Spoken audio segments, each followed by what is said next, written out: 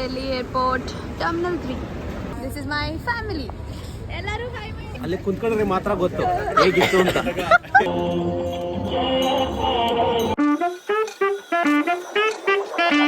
Hi guys, welcome back to our YouTube channel. Mummy ನಮ್ಮ subscribers hi ಮಾಡು.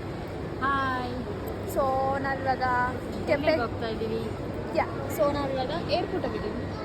So ನಾವು ಡೆಲ್ಲಿಗೆ ಯಾಕೆ ಹೋಗ್ತಿದ್ದೀವಿ ಅಂದರೆ ನಾವು ಪ್ರಯಾಗ್ರಾಜ್ಗೆ ಹೋಗ್ಬೇಕು. ಸೊ ಡೆಲ್ಲಿ ಸೈಟ್ ಸೀಯಿಂಗ್ ಎಲ್ಲ ನೋಡಿಕೊಂಡು ಆಮೇಲೆ ಸೀದಾ UP ಪ್ರಯಾಗ್ರಾಜ್ಗೆ ಹೋಗ್ತೀವಿ. ಇವತ್ತೇನು ಅಷ್ಟೊಂದು ರಶ್ ಇಲ್ಲ, ತುಂಬ ಬಿಸಿಲಿದೆ ಬ್ಯಾಂಗ್ಳೂರಲ್ಲಿ, ಅದಕ್ಕೆ ಕ್ಯಾಪ್ ಹಾಕೊಂಡಿದ್ದೀನಿ. ಬನ್ನಿ ಹೋಗುವ.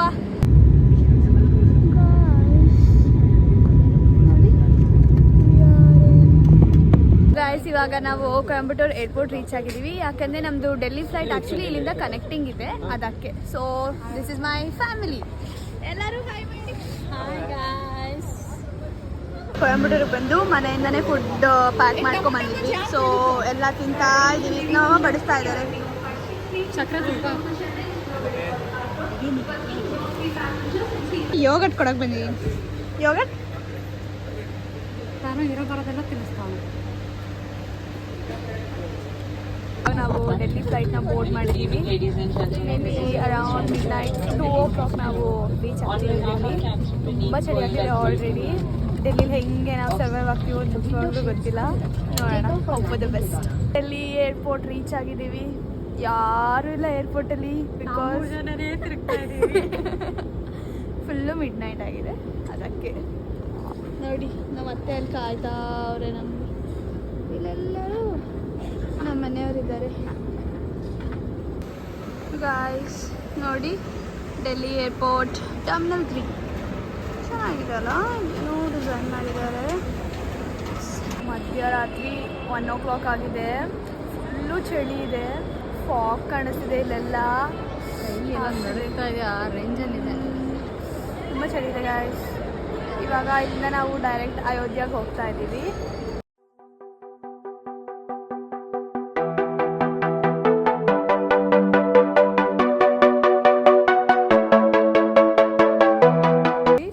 ಎಲ್ಲ ಹೋಟೆಲಲ್ಲಿ ಜೋಕಾಲಿ ಹಾಕಿದ್ದಾರೆ, ಎಷ್ಟು ಚೆನ್ನಾಗಿದೆ.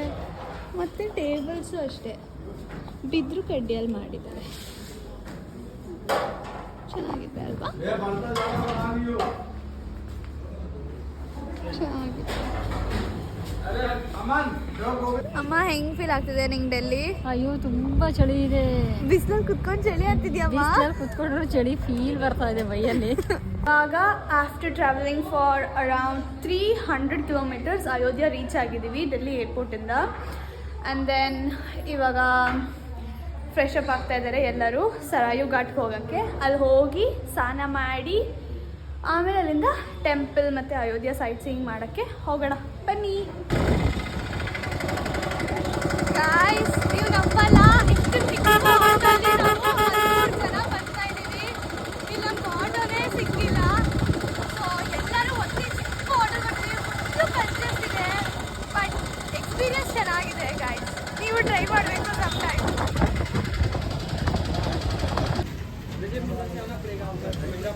ಹೆಂಗಿತ್ತು ಎಕ್ಸ್ಪೀರಿಯನ್ಸ್ ಆಟೋ ಅಲ್ಲಿ? ಅಲ್ಲಿ ಕುಂತ್ಕೊಂಡ್ರೆ ಮಾತ್ರ ಗೊತ್ತು ಹೇಗಿತ್ತು ಅಂತ. ಗಾಯ್ಸ್, ನಮ್ಮಮ್ಮ ನೋಡಿ ಬರ್ತಾ ಅವ್ರೆ. ನಿಮ್ಮಮ್ಮ ನೋಡಿ ಫ್ಲೈಟಲ್ಲಿ ಬಂದ್ವಿ ಬ್ಯಾಂಗ್ಳೂರಿಂದ. ಬಟ್ ಇವಾಗ ನೋಡಿ ಹೆಂಗ್ ಬರ್ತಾ ಇದೀವಿ. ಸೊ ಗಾಯ್ಸ್ ನೋಡಿ, ಇದು ಸರಾಯು ಘಾಟ್ ಅಂತ.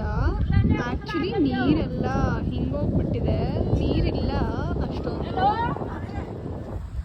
So basically it is said that Rama ವನವಾಸ ಸ್ಟಾರ್ಟ್ ಮಾಡಿದ್ದು ಇಲ್ಲಿಂದಾನೆ ಅಂತ. ಅವನು ಯಾವಾಗ 14 ವರ್ಷ ವನವಾಸ ಮಾಡಬೇಕಿತ್ತು, ಆವಾಗ ಅವನು ಇಲ್ಲಿಂದಾನೆ ಮನೆ ಬಿಟ್ಟು ಹೋಗಿದ್ದು.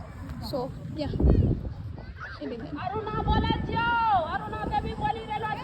ನೀರಿದ್ರೆ ಚೆನ್ನಾಗಿರ್ತಿತ್ತು ಅನ್ಸುತ್ತೆ, ಬಟ್ ನೀರಿಲ್ಲ. ಗಾಯ್ಸ್, ಇವಾಗ ನಾವು ಸರಾಯು ಅದನ್ನು ನೋಡಕ್ಕೆ ಬಂದಿದ್ದೀವಿ. ನಿಮಗೂ ತೋರಿಸ್ತೀನಿ, ಅದು ಸ್ಟಾರ್ಟ್ ಆಗಿದ ತಕ್ಷಣ.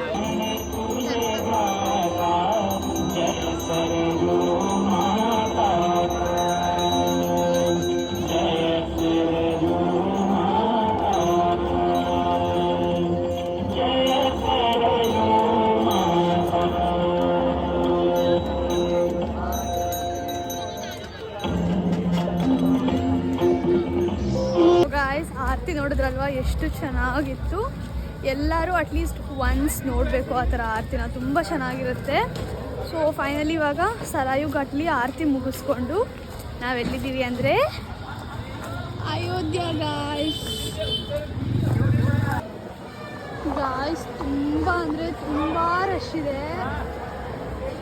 ಇದು ಅಯೋಧ್ಯ ಟೆಂಪಲಲ್ಲಿ ಇದ್ದೀವಿ ಇವಾಗ, ತುಂಬ ರಶ್ ಇದೆ.